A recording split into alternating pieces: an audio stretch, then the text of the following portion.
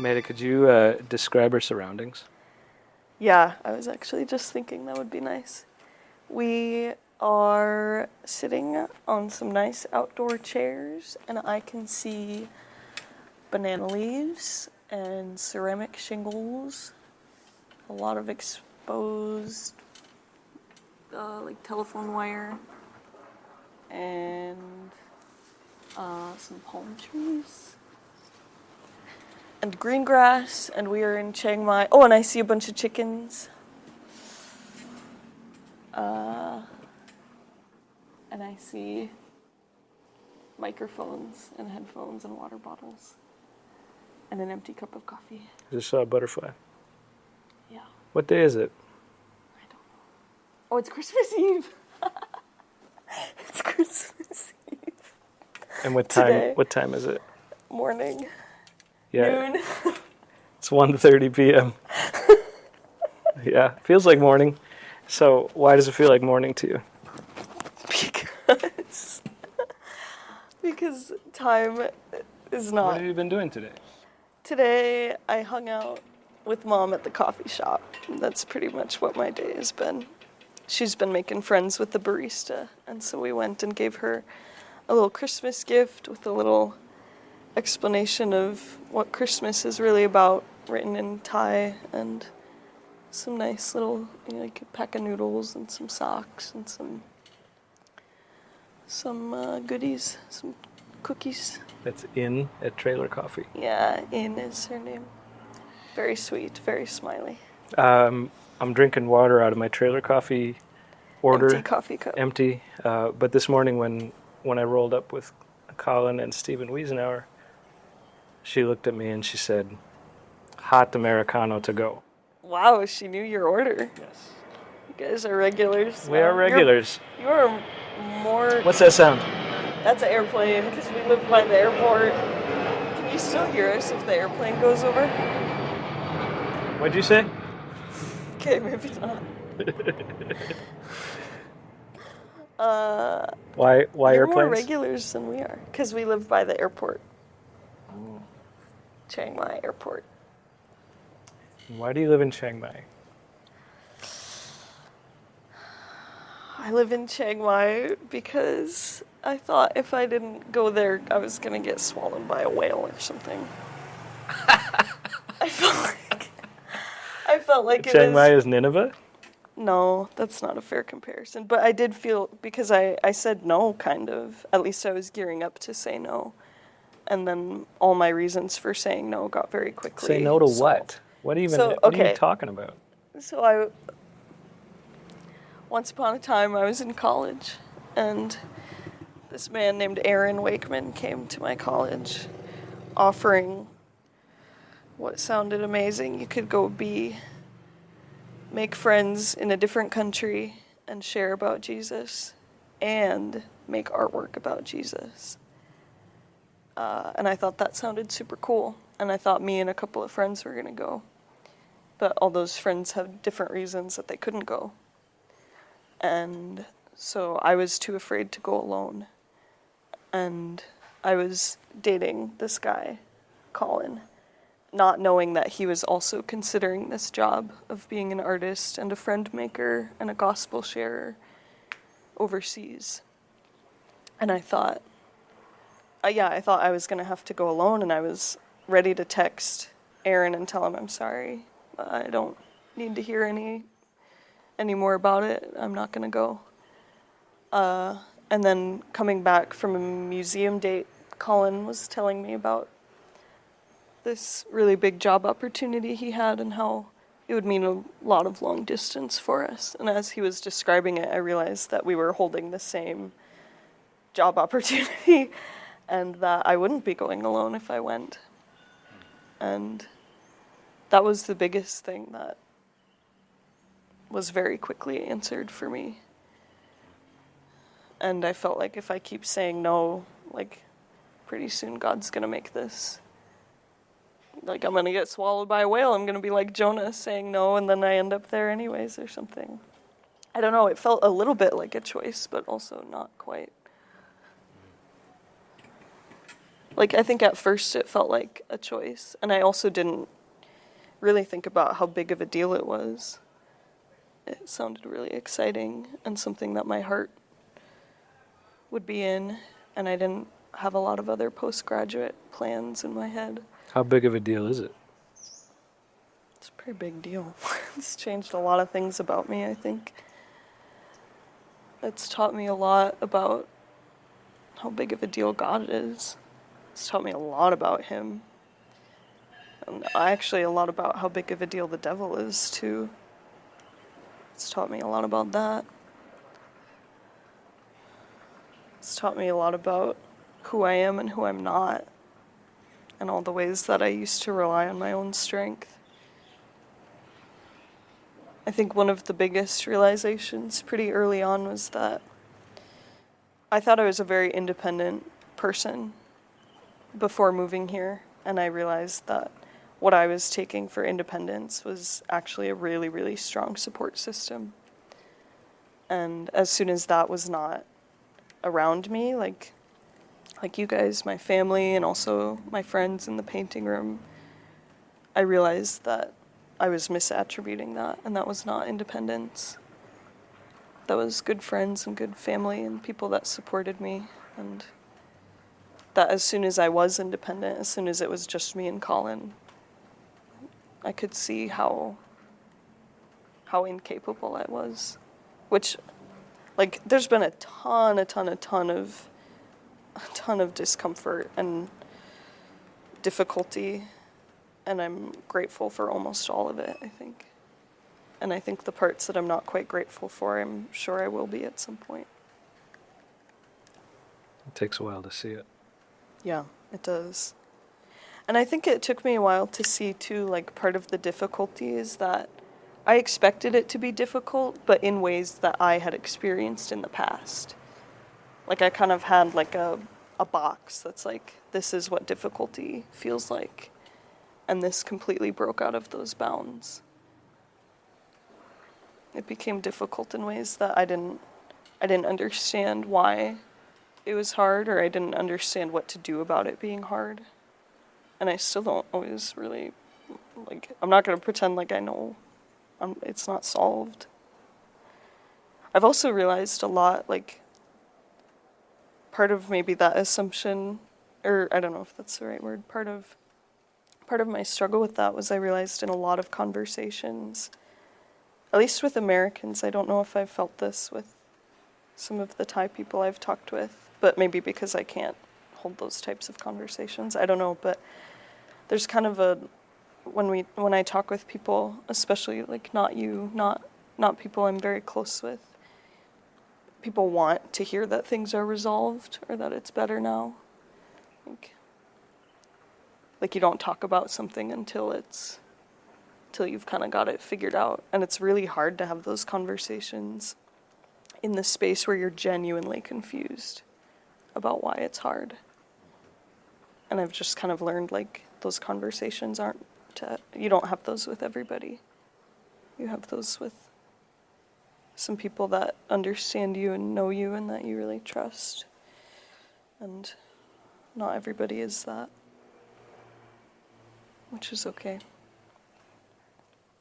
It takes energy to figure things out. Yeah. Energy and I think time. Like, I think that because dwelling with the difficulty, like, gives you time to think about it and think about and hold other things up to it, like different passages from the Bible, and see, like, oh, this is similar to that, or different people's experiences or conversations, like, help you piece together some things. Do you find yourself remembering preparation? Thinking back to parts of your life, and sort of rewriting what that was for? I don't know if I do that extremely often, but I did have a very specific instance that actually involved a memory of you. So we had a friend here who got in a very intense accident, and she had a lot of injuries, and I went and stayed just one night with her at the hospital. Like, we're not extremely close friends, but the hospital required that somebody would be with her every night for however many nights. And so I went. I was actually very nervous because just the state of mind I was in a very fearful kind of state for the most part during that, and the idea of going into a space where a lot of people are hurt or are dying and are not Christian was kind of intimidating. And not necessarily, I mean, I was a little bit maybe apprehensive about seeing my friend and if she wasn't going to be herself, like if that would be really hard or not. But she was very herself, and we talked a lot. But that night, just walking into the hospital, I got really nervous, and you were with me, Colin. And I remembered Colin was kind of comforting me, and my brain went back. I don't even know if it was a specific moment, but just to the way that multiple times you have told me, and as a kid you have told me that, like, I can do hard things and that it's okay. And I just realized, like, how much my view of hard things has expanded. And also, it kind of felt like I'm stepping into that adult role of, like, because they only had room for one person to stay in the hospital, so Colin didn't stay. It was just me, and, like, the idea that I wasn't going with my mom or with my dad to visit somebody, but I was going, and it was my friend, and that, like, it was kind of my responsibility to make sure if she needed anything or if I needed to call a doctor, like, that really felt like, okay, this is, like, God is trusting me with responsibility right now. And I kind of fell back on the way that you equipped me as a child more than I fell back on things that I've been told in college or things like that, which sent me thinking for a while about, like, the kinds of things that you tell kids and, like, how that really calibrates you. Or at least for me, I think it really calibrates me. I thought it was so interesting. Like, I fell back on things from when I feel like I was probably like a toddler, a little bit older. That memory, at least, whatever that was, felt like from when I was very little. And that's what my brain defaulted to instead of that present moment of, like, yeah, like things I had heard in church recently or something, or what Colin was saying even in front of me in that moment. Not that none of that wasn't helpful, but... Somewhere I heard the phrase, I think that it has to do with soldiers in the heat of battle. Yeah, like, you don't rise to your best. People don't rise to the occasion. They fall back on their training. Yeah. They fall back on their training. Because, like, you're just stripped of, like, common sense. It's the fight or flight kind of reaction. And the only capacity you have is, like, what am I used to? Yeah, which I think that's a big reason why moving to a different culture is hard. Because falling back on what am I used to is not helpful in some places. Like, if you're going to do what you're used to, you're coming across as rude. Or, like, it just doesn't work. But you can understand why people do it. Definitely. Yeah, I do it, yeah. It's kind of an indication of, like, where is everybody's frontier? Frontiers happen at different places. Yeah. So you're kind of describing the way I've talked about what you're describing is how it's baffling that people trust me. Yeah, that you're the adult in the room that... At some point, it's like, oh, well, you're another adult. Yeah. pull your weight. Yeah. And you're feeling that for real.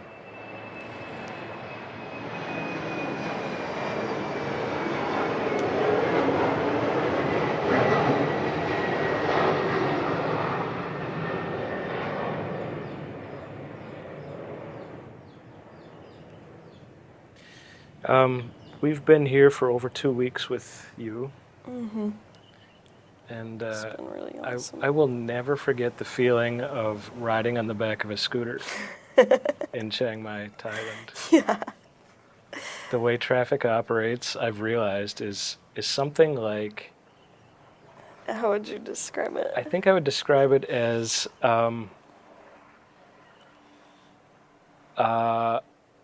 volleyballs flowing down a river. Oh.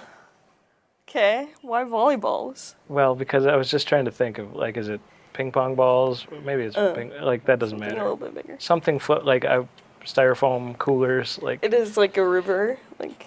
It's like a river in that, like, it's almost as if the road keeps moving at a stoplight. And, like, the scooters just, like, they keep sort of working towards the front. It's like a conveyor belt that just keeps pushing people towards the front. It's like, in school, I don't know what on earth this was for, some science class learning about physical things or something, but we had, like, a jar, and they put big, maybe, like, tennis balls in it or something, and then smaller, like, little bouncy balls in it. And the smaller ones fill in the gaps. But if you put all the small ones in first, then the big ones can only go on top of them. Yeah, it's like that. Yeah. It just gets filled in. It's like liquid. So riding on the back, like, my experience, especially riding with you, like, you're driving this scooter through traffic in which it's, in America we believe in traffic laws. But here, I think they just believe in flow. Yeah. Like, if you can go, well, I think go. America believes in personal space and, like, you're not allowed to enter my space. Like, this is my part of the lane. Don't come too close behind me. Don't be too close in front of me. Yeah. Spend as little time everybody's, next to like, me as right possible. next to each other. Yeah. Which kind of builds a trust. Like, it's But like... what I'm trying to get to, it's not about the traffic. It's about riding with Maida. Okay. What it's about is you can do hard things. Yeah. Right? I remember you really really nervous not being about crazy that. about riding a bike. Yeah. When we take the training wheels off. Yeah, like a bicycle A as bicycle. a kid, yeah. As a kid, in our back alley in New Ulm. Yeah, downhill was really scary, especially to me. Yeah. It's very scary. And, like, here we are now, and it's still scary. Yeah, the motorbike scared me a lot for quite a while. I think they still do. When somebody's on the back, yeah, I get tense more easily. And that's what makes me so stinking proud. because here we are, like, it literally feels to me like we're playing Mario Kart. Yeah. There's Like crazy Mario Kart. trucks stacked up with, like, 2 stories of eggs. stuff. And there's people riding in the backs of trucks and rickshaws and scooters with all kinds of Trees quantities and of stuff. people on them. Yeah. And there you are. There we are, kind of like weaving in and out and making it happen. And we're getting, and it's not for fun. It's because we got to go someplace. Yeah, it's our car. It's how the we life. get around. That is something that I think our training with Friends Network prepared us for. More so, like, I think there's some things you just can't prepare for. But I think knowing that you're going to be uncomfortable and you're going to be trying new things, and, driving is specifically one of those we talk about. Like, you're going to be entering a different type of driving. You're going to be learning a new language. Like, you're going to be learning new cultural norms. Like, there's certain things that are a lot easier to prepare for because they're more concrete. Like, I remember before we went, Aaron telling us, he's like, yeah, traffic is more like walking on a sidewalk, like, than lanes and things.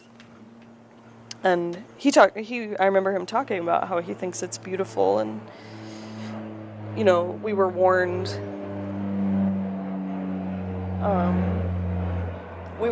that, like, it's a very easy temptation to just judge those things because they're different and because they do feel scary. But just because it feels scary doesn't mean that it's a bad thing. It doesn't mean that they're doing, like, oh, if they would just learn how to drive right or something, like,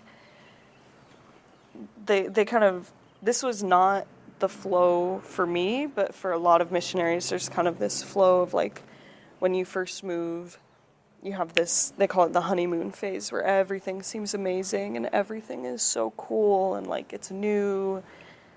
And then a little bit after that, like maybe a couple months, you start to see more of the flaws, which, like, any culture has strengths and weaknesses. But you can really easily turn kind of bitter about it if you don't continue engaging with it. If you kind of step away and just make a judgment about it and decide they don't know how to drive or something, and make those big generalizations of they. If you continue engaging, I think that, then you get specifics. You have specific people in mind that and specific experiences, somebody driving you or things like that. Hope you have empathy. You get to know Martin. Yeah, right. You get to know Martin. Maida and Colin have a friend named Martin. He's amazing. Who has graduated from seminary in Hong Kong, correct? Mm-hmm. And he's driven our family around a little bit, and we've seen him at different events. And he might be the definition of sunshine. Yeah, he's very, very service-minded. Like, he got a car, and immediately when we saw it, he was reassuring us, or just informing us, to serve God. This car is to serve God. That's how he uses it. He serves a lot of people with that vehicle. He served us. Yeah. After church, he spent the afternoon driving around with us after church. And he knew good spots to take. He's very hospitable. I think hospitality, even if it's not his own home, is very important to him. Make sure you have good experiences here. And he's my friend. Being of service. Yeah, he's my friend too. I love Martin. I love Martin. Hello, Martin. If you're listening, hey, Martin. Yeah, and I bring him up in the stream of progressions, the progression that you were describing of what it's like to go through acclimating to a culture. So you said you start to discover particulars, individuals, and it gave him as an example. Yeah. Does that progression keep going? I suppose, it goes to the point, hopefully, theoretically, where you're just integrated, and I think there's always, because a lot of your assumptions and things are set as a kid or where you grew up, if I live here 50 years, I'm not going to be Thai, I can never become that, but I can become more and more acclimated to it, to the point of not being surprised by a truckload full of, people and big appliances and things, or, After 2 weeks, I've already noticed how unsurprised I am. Yeah. Some of that stuff I think happens pretty quickly. And then more of the reasoning and why we do things or how communication works takes longer.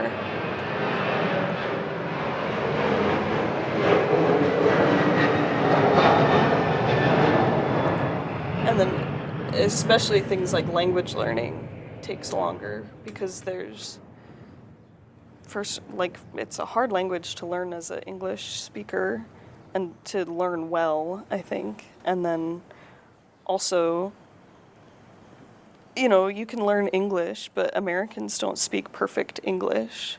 There's a lot of slang mixed in there. There's a lot of context and humor is really hard to understand in another language because it's not just direct translation. It's what does this culture think is funny? Can you continue your train of thought right now, but switch to Thai language?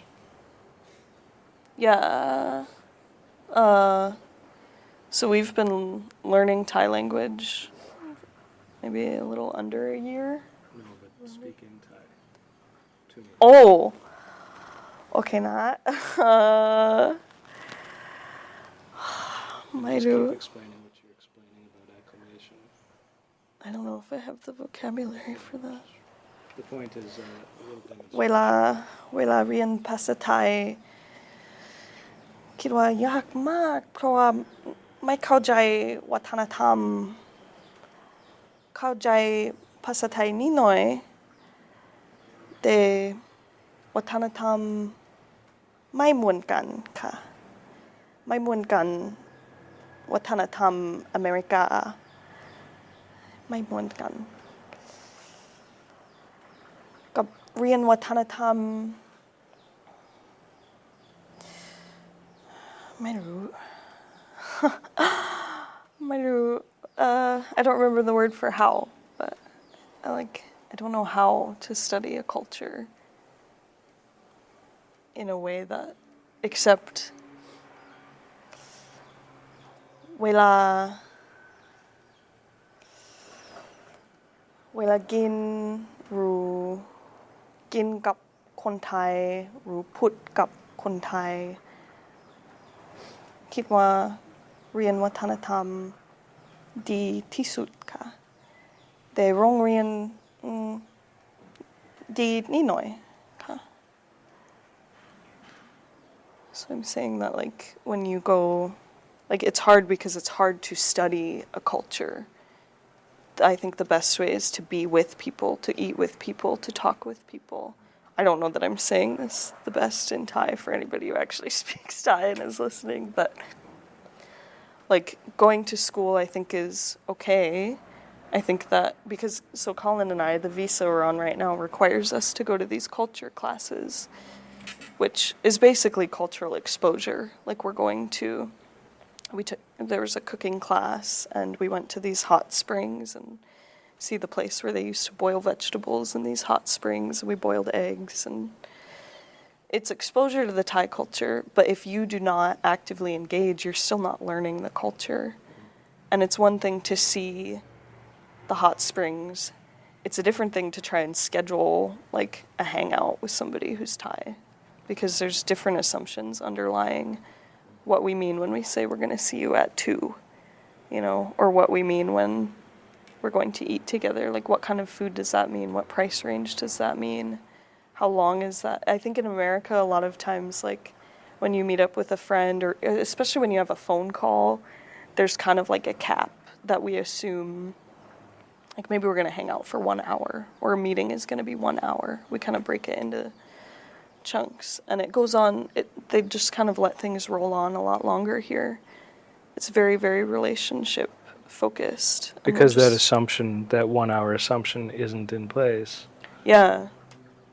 And why would you stop hanging out with me after 1 hour?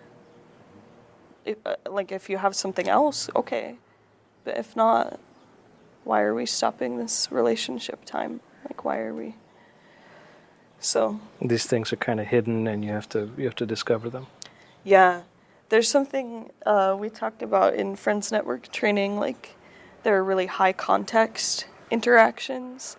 High context means that there's a lot of assumptions around this moment, and we as Americans coming in don't know those assumptions, and you're kind of looking around the room, whatever culture you enter, there's things is it rude to pay the bill for people? Is it polite to pay the bill? Is this a culture where we should split the check? Or I'll wait for the plane.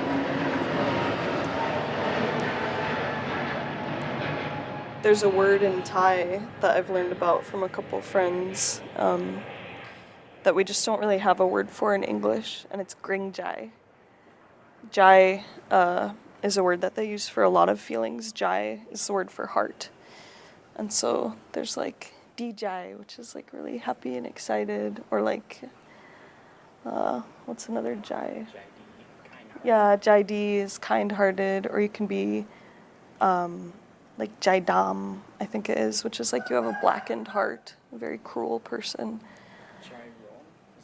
Yeah, Gyron, like you have a really hot heart, really high temper,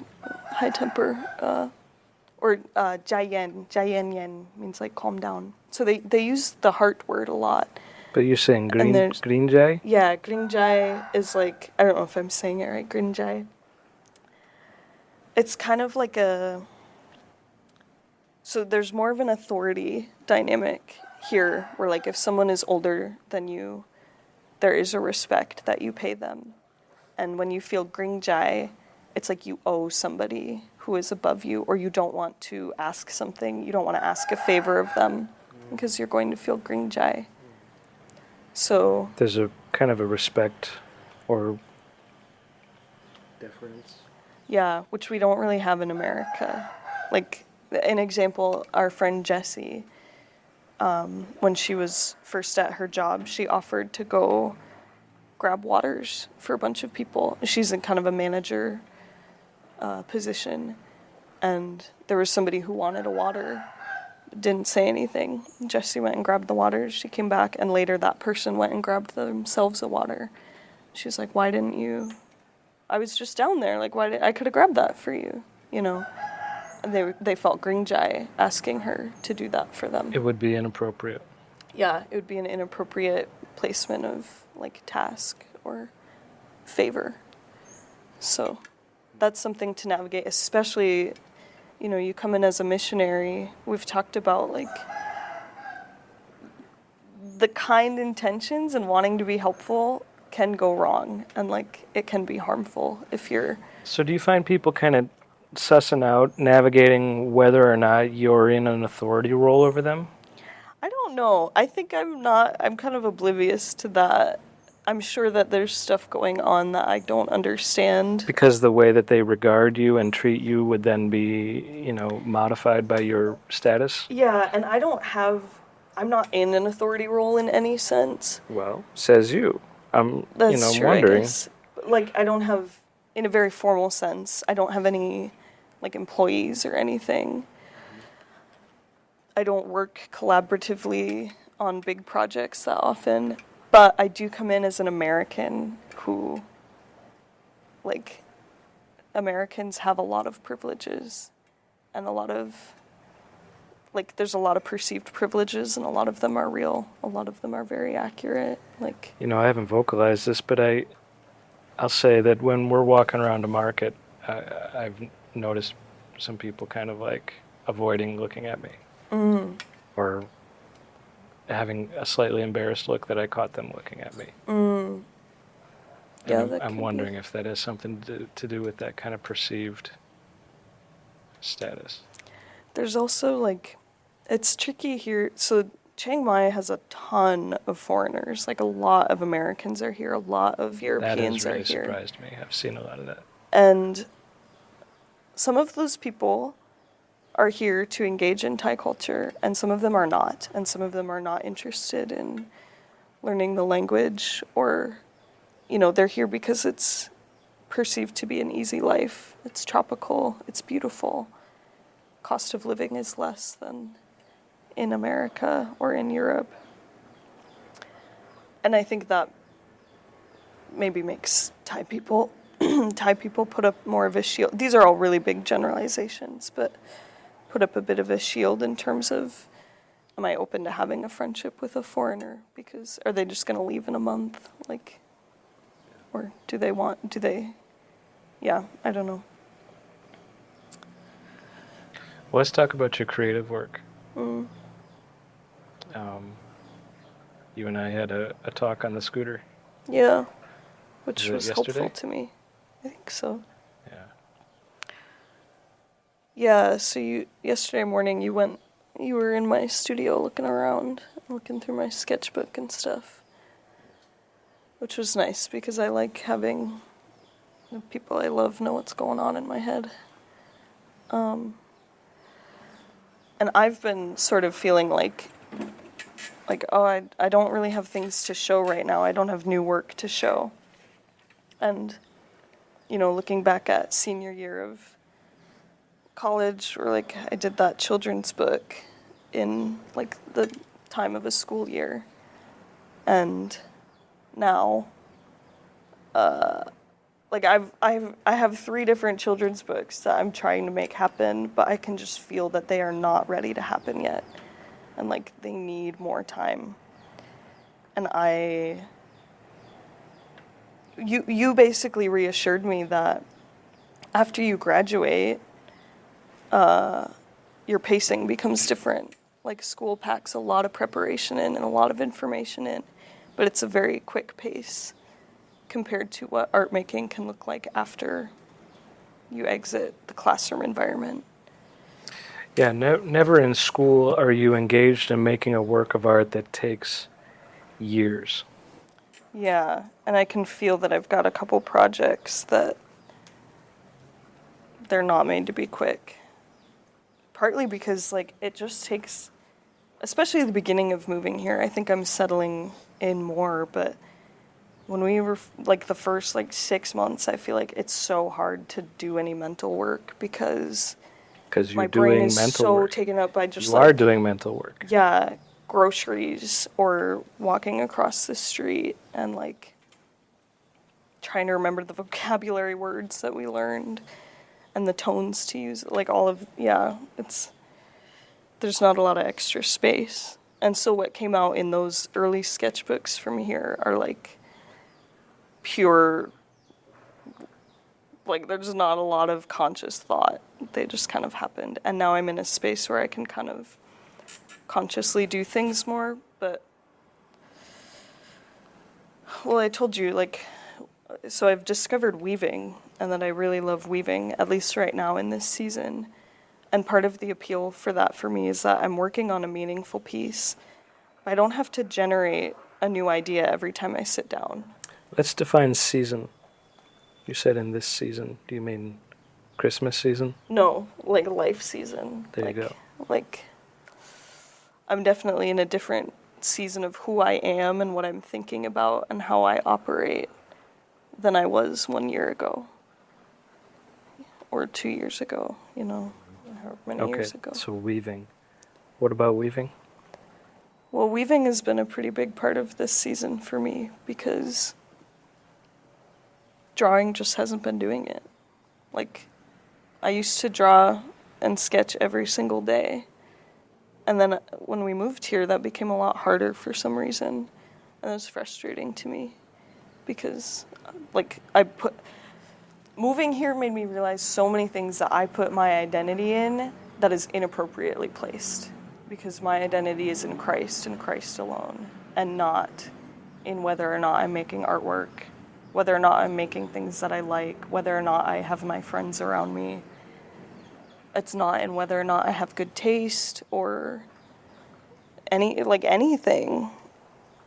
It's not in if I can take care of myself, if I can, yeah, it's like, so that was one of them was, I feel like God really stripped away a lot of the things that I was wrongly placing my identity in, which is not wrong at all to do any of those things, but it's not the place you put your hope or draw your strength from.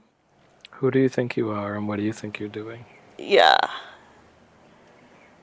I used to think I was something or someone different, and I've learned a lot. I am not that person. Me too. Seems like that's a lot of our time on Earth. Describe weaving.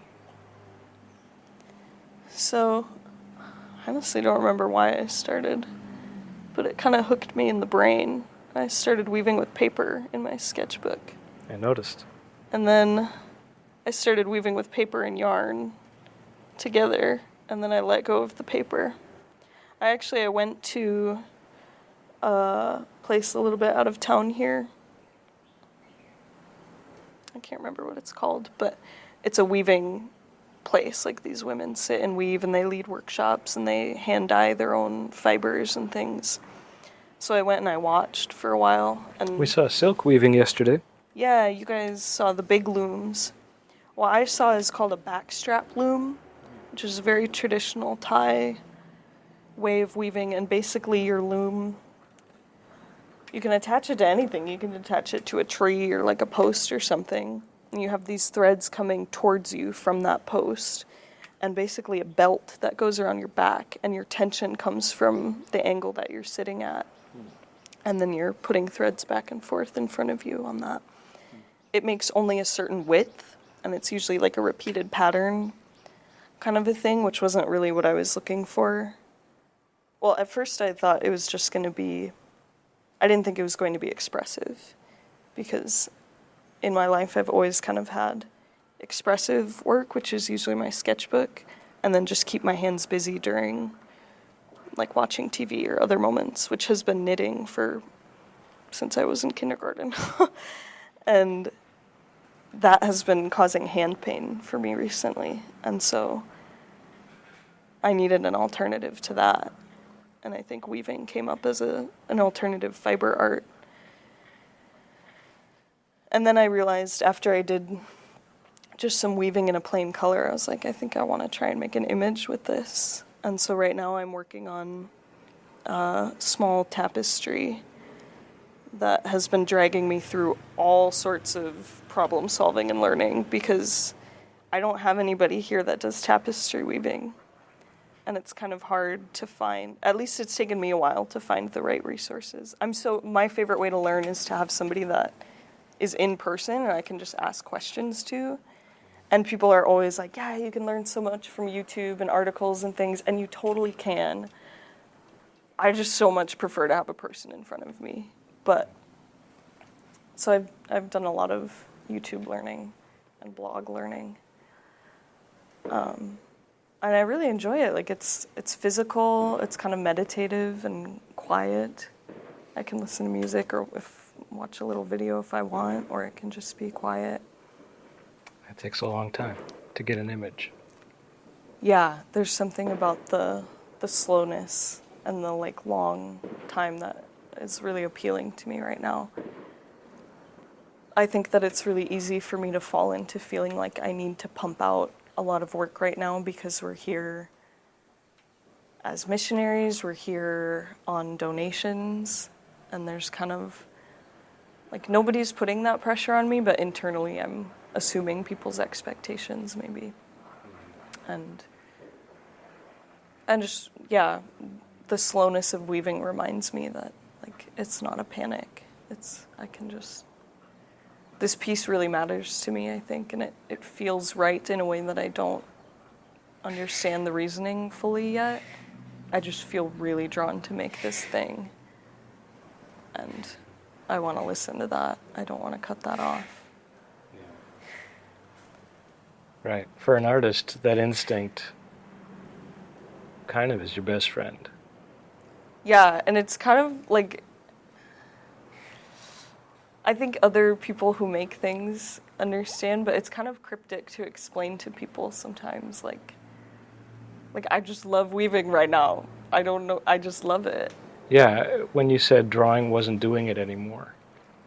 Yeah. That, I think, would be baffling. Like, well, your eyes work, your hands work. Yeah. What's wrong? But it's so much more than that. It's processing, and it's also exploring. At least for me, like, sometimes drawing is processing things and just reflecting. People don't know the invisible things that are happening when you're making something.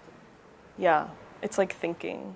It's, like thinking, if you think about what it actually feels like to think in your brain, words don't really do that justice, at least not for me. Like, the speed of connections or the way that things connect in a non-linear way, and drawing gives kind of a different, it still isn't the same as purely thinking, but like, it helps me to put things on paper and then I can think about it more clearly. But then other times it's adventure, other times it's exploration. Like, it's not always processing. Sometimes it's being open to, like, just seeing what happens, and then you get surprised, which I like that a lot too. I want to go on record saying that you have an absolutely admirable sketchbook practice. The history of your involvement with your sketchbook, and the, let's say, the facility that you've developed through that is so good. You're so good. Well, one time, maybe in high school, this was in high school, you daydreamed with me. You're like, what if you had a bookshelf full of sketchbooks that were all full, not empty sketchbooks, but sketchbooks that you drew in? And that landed at the same time as Ben Lunston being my art teacher at MVL and talking about habits and talking about how if you want to have a habit that actually lasts, you have a minimum habit, which is like not some big, like, I'm going to do this huge thing every single day. It's like every day I'm going to, most of high school after that point was I'm going to draw, I think at least 2 lines every day. And the thing is, if you're going to draw 2 lines, by the time you get a piece of paper and something to draw with and draw those 2 lines, you kind of want to keep drawing. But if in your head is like, I'm going to fill out a whole sketchbook page every day, well, that's so intimidating to start. And it's like, oh, I have to compose what I want to draw. Like, I have to grab more materials and stuff. So I had that minimum habit and I had that daydream image. And now I do.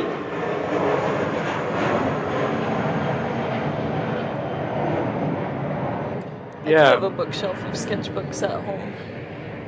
So Aristotle said something like, you are what you repeatedly do.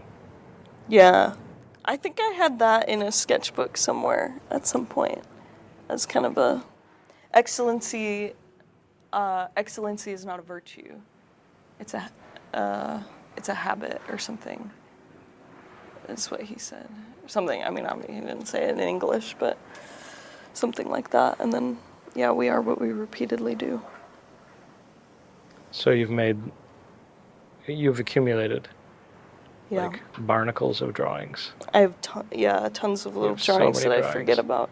And what has come from that? I was flipping through your sketchbooks. What has come from that is various streams. You've got different ways that you can make an image that all have had plenty of mileage, so that there's I said facility. You're comfortable, and let's say capable of making the drawing do what you wish, which is so hard. We teach so many students who, have the desire to make something. Their taste is better than their talent at that point. And really, I believe strongly that what most people need to do is just not stop. They will be fine if they can survive the disparity between what they want and what they get. Yeah. And keep going until they can control it. Make it look the way they want to. Yeah. It takes a lot of practice. I took a couple photos, and I want to show you one that I think... my sketchbook? Yep, that I think really exemplifies this facility. This guy. That frog? You and frogs. I do love frogs. I don't know why. I think they're funny. I think they look really funny. Well, and you've drawn them enough times. The posture on this thing, like you didn't have any reference for this, did you? I did have a reference. Oh, that helps. Yeah, I had a reference for that. This frog is, looks like he just entered the water and the camera's underwater. Yeah, he's awesome. So I met with a friend for coffee, and I wasn't in a super sketchbook state, but the reason we were meeting was to sit and sketch and kind of get to know each other more. She's also an artist. And I guess frog is my default when I don't know what to draw. But then you have these drapery studies, these fashion... Yeah, so the frog reference was on Pinterest, and then Pinterest takes me other places. I'm super into like super baggy clothes right now. And I love, those super baggy like silhouettes. And so what I see, I see the content, of course, which is clear. And that's not To a me, it's foregone not that conclusion. clear. It's like, I don't know what I make. But I also see, especially on the frog, I just see like the quality of the line is masterful. The way Thank you. it kind of fades, and you switch between colors, you develop your values, your tones. That eye is so delicious and glossy. Well, I mean, there's a lot of things going into this particular drawing. I love the way this wrist turns towards us. Part of it is, following the reference, but like the reference isn't these colors specifically. Part of it is thinking something you taught me is from how Dennis Sarrazin paints, where as long as you get the darkness and the lightness right, as long as you get the values right, your colors can be anything. And I got a lot of mileage of that in figure drawing class in Florence. I worked in colored pencils and would build up values with different colors. Well, let me show you this one. Okay. It's too bad the readers have no visuals. Oh. This, so... We might link these. Oh, okay.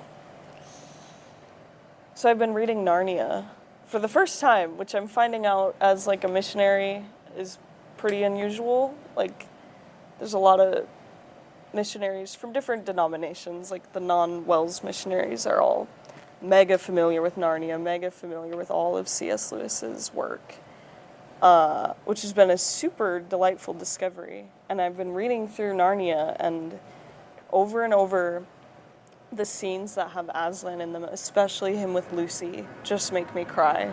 Like,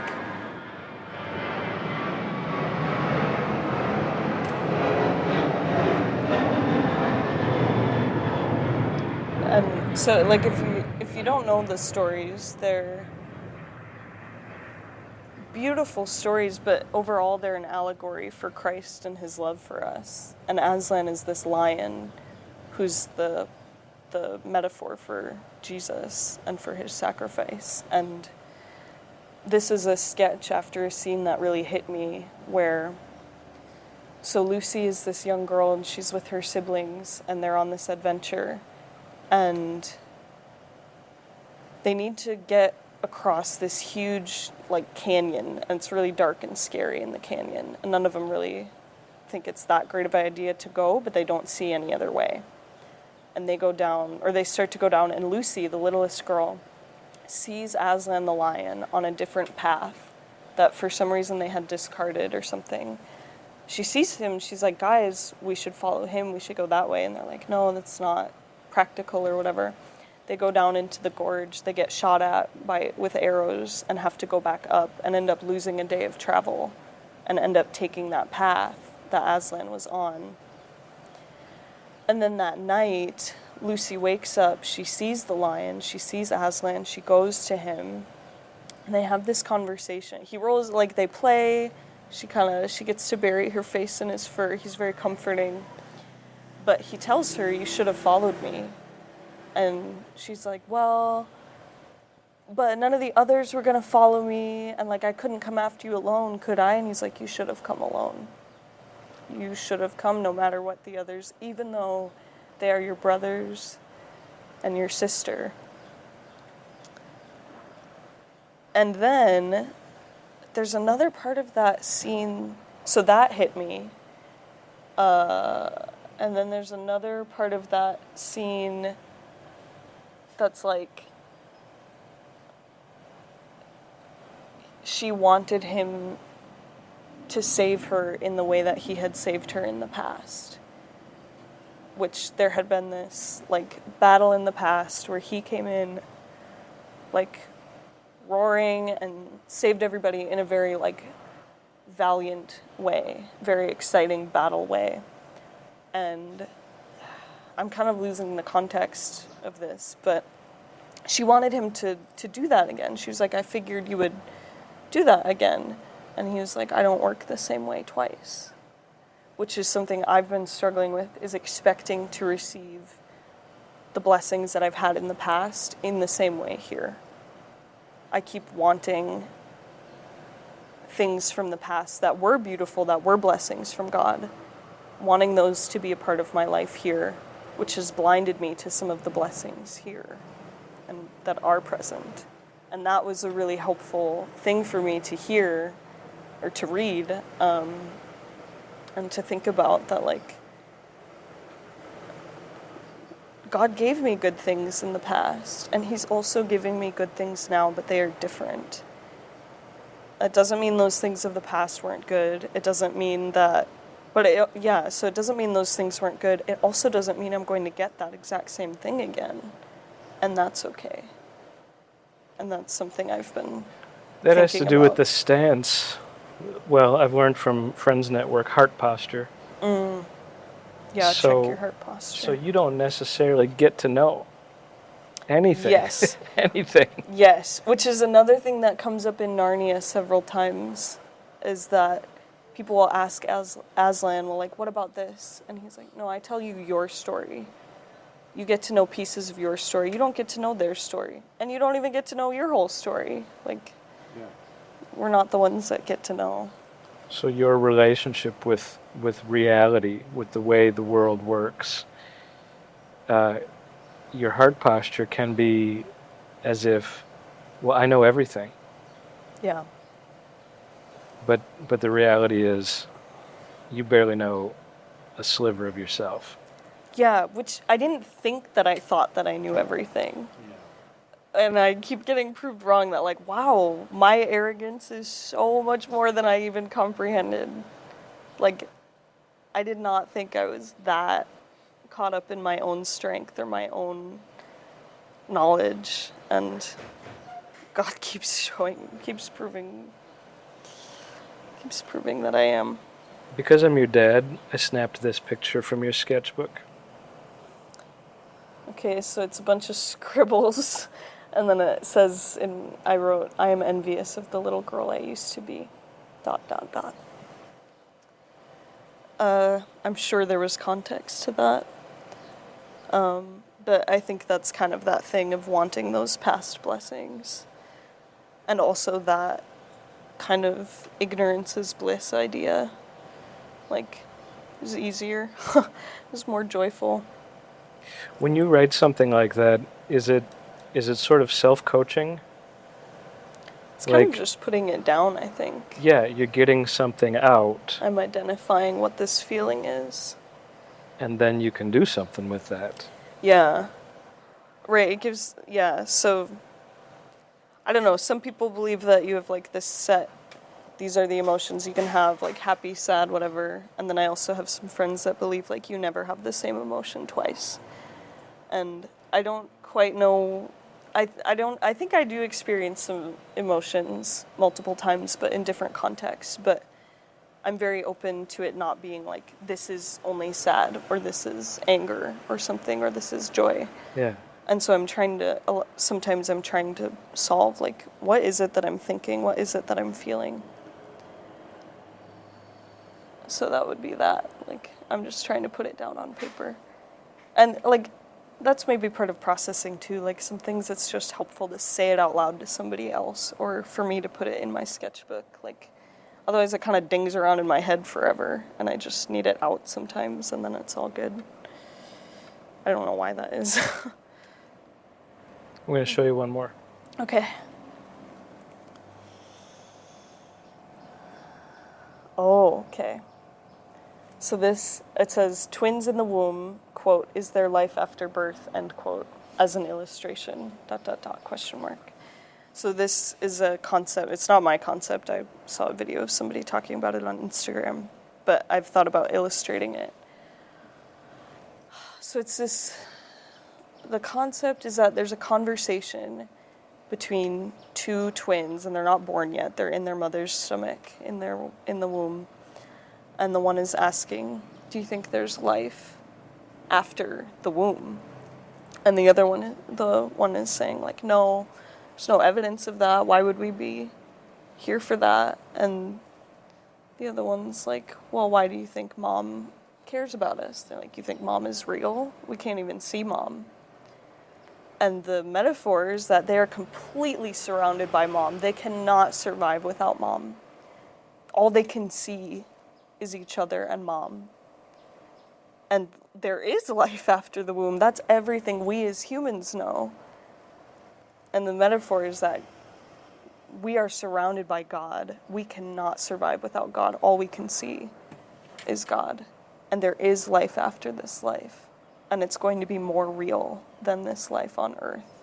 It's going to be so much more. To the same degree that womb to world, offers more than you could imagine.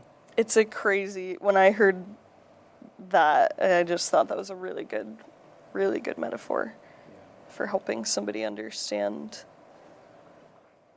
The Great Divorce helped me understand this too, kind of picture life as, or heaven being as a more real reality. That's a C.S. Lewis book. Yeah, it's called The Great Divorce, and it's about these people in hell who take a road trip to heaven.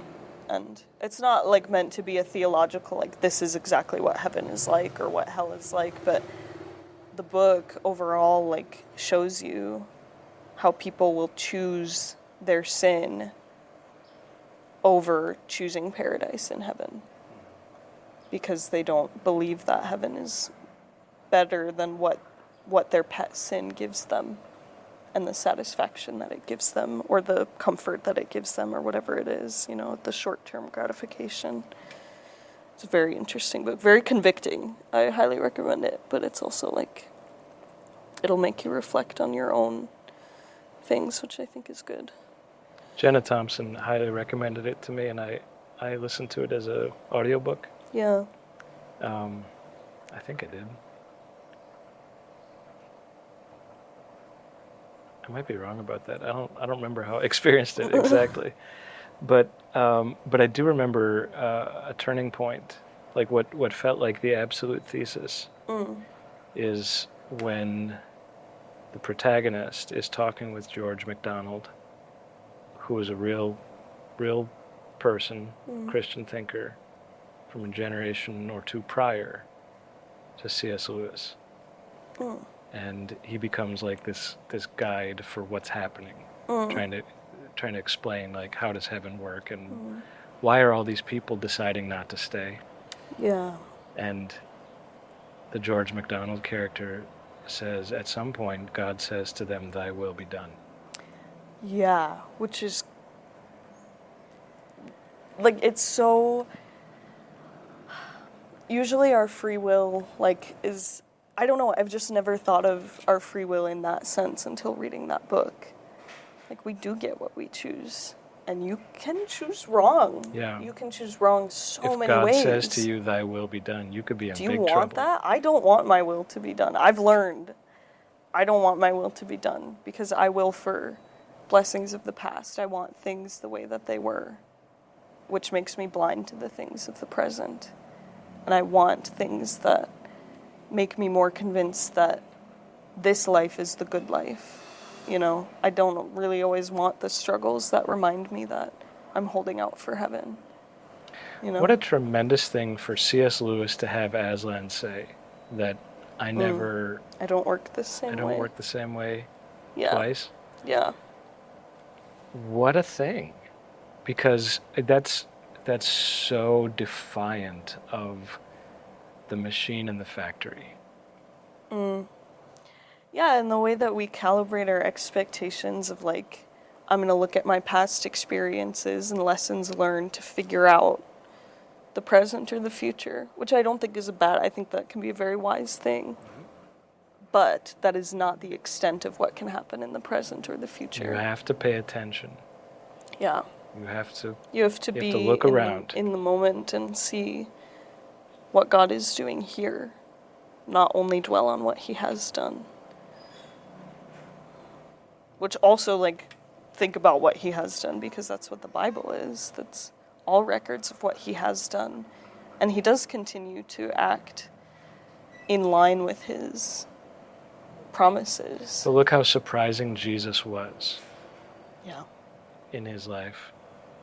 People couldn't see him, though he was right there. Right. He's fulfilling all the prophecies. He's doing what God said he would do. but their expectations were maybe based on the way it happened in the past, Mm-hmm.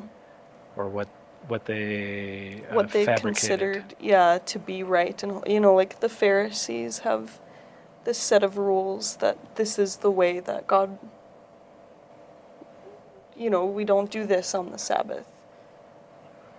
Well, Jesus came and healed people left and right on the Sabbath, Yeah. And people's expectations are I've been learning not that him. the gospel is almost always an inversion of the way humanity operates. We're in the image of God, but we're also the opposite.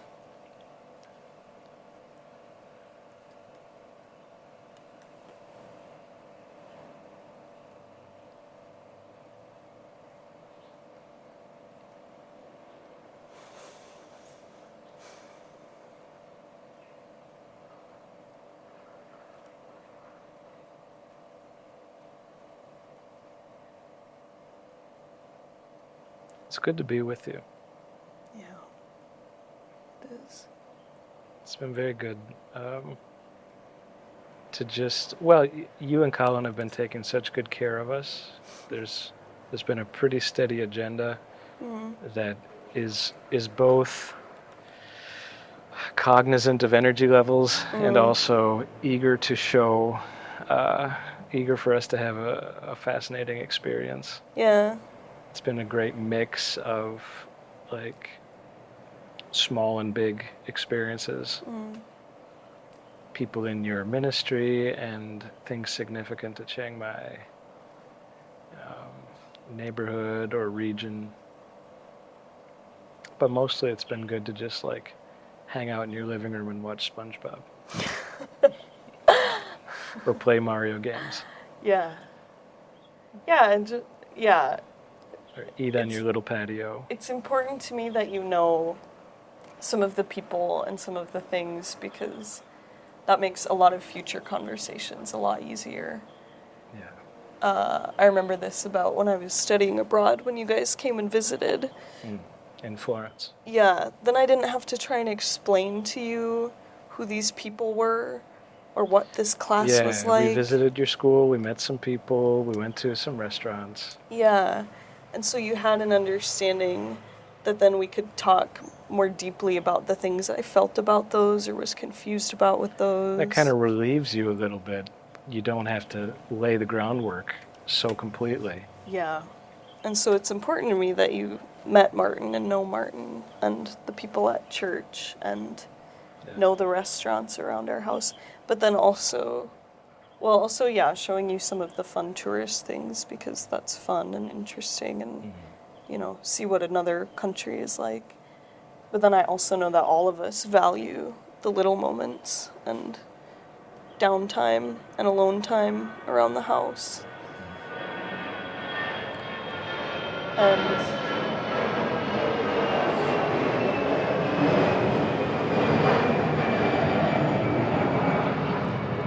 probably some of my favorite moments so far have been like slow mornings or just when we're home, Colin and Teddy are working on whatever they're working on in the living room, and Mom and I are sitting chatting in the courtyard, and you're working on something. And probably building something. I like, because I hear you guys, and I can hear that you're in our house, and or I can glance over and see, and that just makes it feel so normal for you to be here. It's like, I like the normalcy feeling of it, and I like doing the special stuff too, but I also like it feeling really natural for you to be in my living room. Mm-hmm.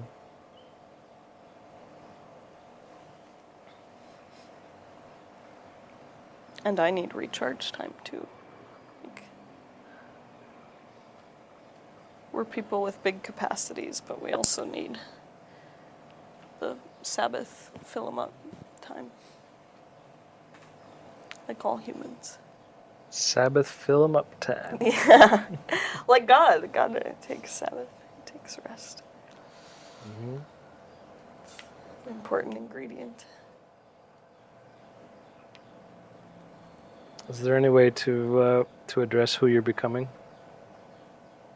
To address it? Just to regard it or think about it? I think I'm kind of figuring that out. Yeah. I don't know exactly. I have a lot of Transformation, questions. growth. A lot of questions about what role my artwork will continue to play or how it will change. Questions about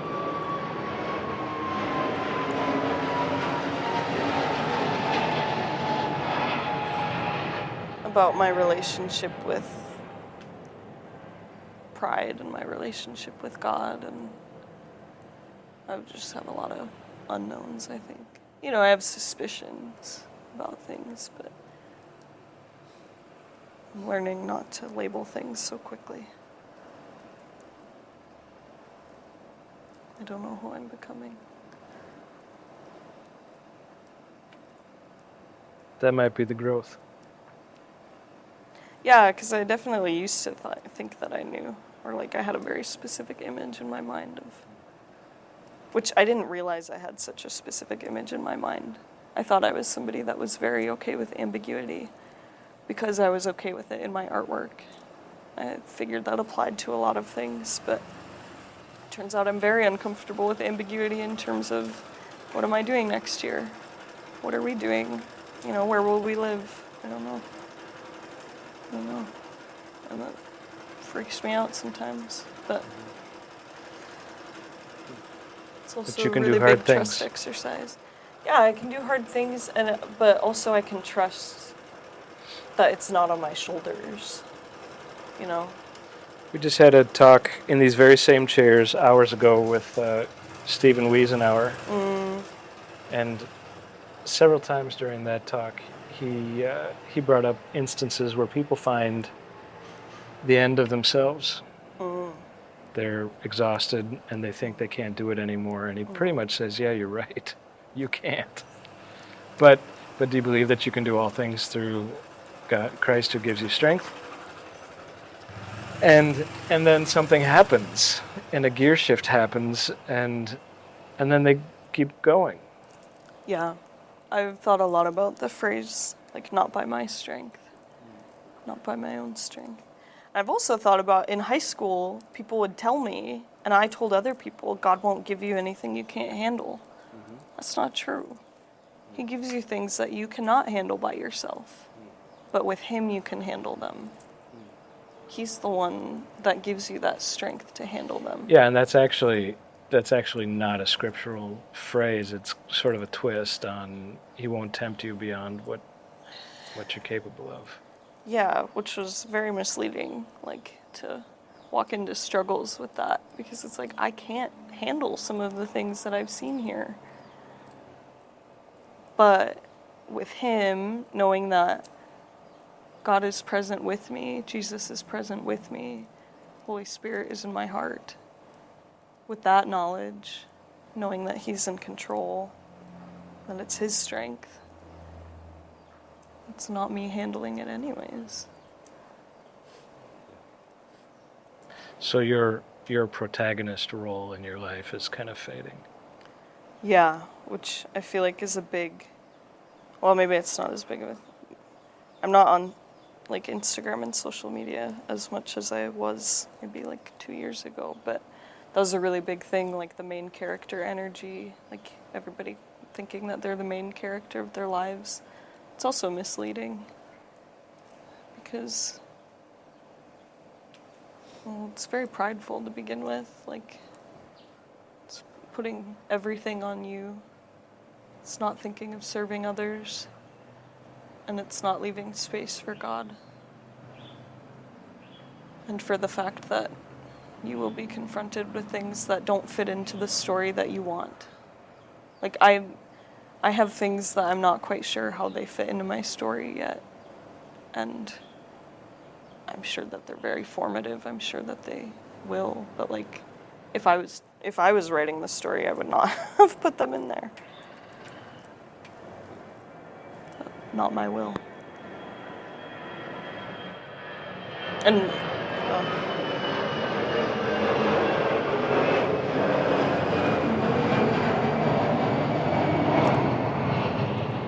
something I learned. We had a visa run where we had to go to Vietnam, and there's a Friends Network team there, and something that we talked about in our church service in their apartment was you can pray for your will to be more aligned with God's will. And that's something I've been thinking and praying a lot about, that, yeah, not my will be done, but also may my will be more similar to God's will. And therefore my prayers be more in line with his plan.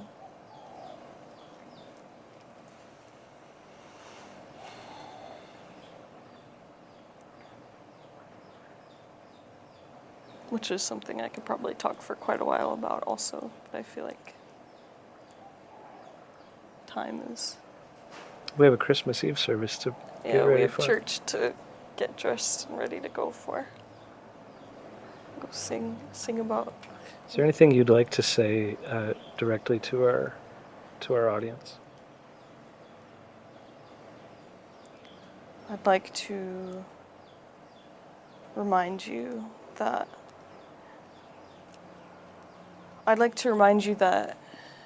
God is bigger than anything that you have been afraid of or can imagine being afraid of, and that the name of Jesus Christ is very powerful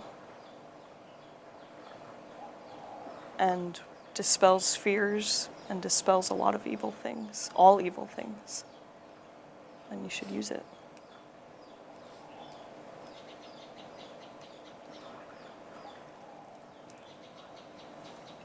That's my ending note. Thank you. Yeah, thank you. This is Jason and Maida in Chiang Mai. This has been Whistle the Feast.